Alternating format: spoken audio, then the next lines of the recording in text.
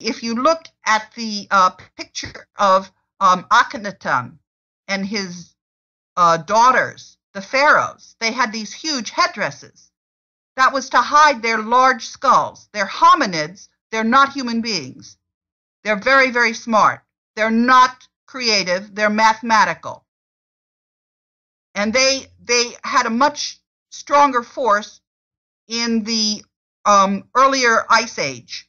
You know, there are a lot of museums that have skulls of these, some people call them coneheads by slang. Some people say it's more than one species. It's pretty clear that that group is not able to, they may produce offspring in mating with female humans, but that offspring is not fertile, or we would see more of these hominids. And they have been, making themselves scarce. But when Edward was giving me all this information, I shared it with a man in Portugal who went and had a meeting with a bank, and he sent us an email the next day and said that there was a big skull person with bright blue eyes at the meeting of that bank.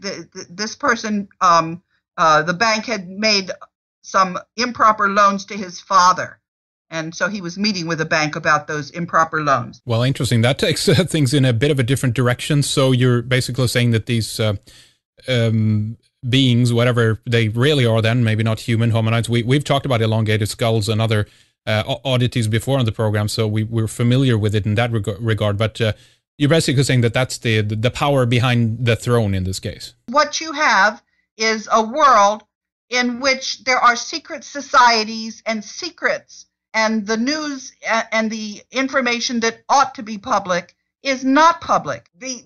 That group that I was telling you about, the Jesuits, and behind them this group called Capensis, Homo capensis, or coneheads as some people call them, they were trying to steal the world's gold. So it goes back to Yamashita's gold, this whole story.